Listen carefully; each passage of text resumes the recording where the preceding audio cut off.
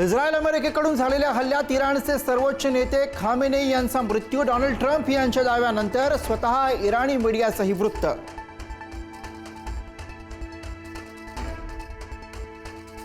Khamenei यांच्या मृत्यूनंतर अनेक इराणी नागरिकांचा मृत्यू.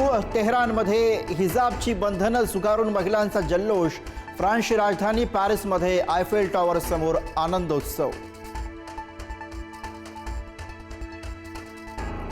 खामेनेईंच्या मृत्यूनंतर इराणवर दुःखाचा डोंगर. खामेनेईंना श्रद्धांजली वाहण्यासाठी लाखो नागरिक रस्त्यावर, तर काही ठिकाणी नागरिकांकडून निषेध.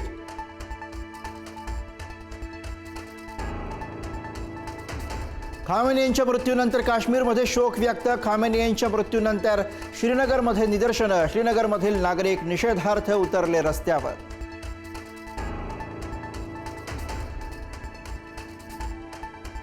खामेनेईंच्या निधनाने पडसाद पाकिस्तानातही. कराचीमध्ये अमेरिकन दूतावासावर हल्ला. खामेनेईंच्या निधनानंतर संताप. अमेरिकन दूतावास जाळलं.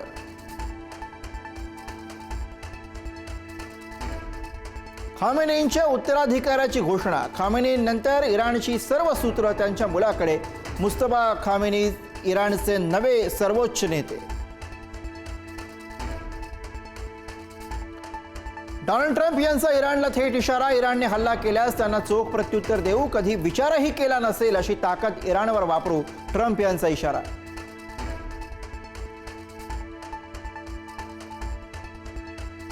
अमेरिकेच्या काही ठिकाणांवर इराकचा हल्ला. अमेरिकेच्या इराकमधील लष्करी तळांवर हल्ला. इराकच्या इरबिलमधील लष्करी तळ उडवलं.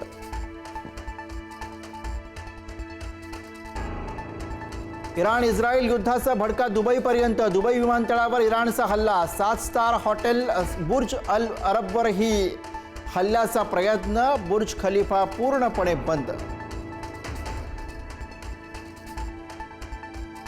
इराण इस्रायल युद्धाचा भारतीय खेळाडू आणि सेलिब्रिटींना फटका. भारताची बॅडमिंटन स्टार PV सिंधू आणि अभिनेत्री सोनल चौहान दुबईत अडकली. पंतप्रधान मोदींकडे केली मदतीची विनंती.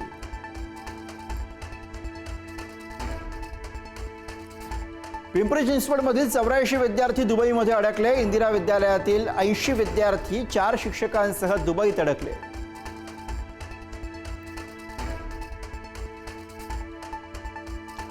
परदेशात अडकलेल्या महाराष्ट्रातल्या नागरिकांसाठी महाराष्ट्र सरकारच्या सूचना.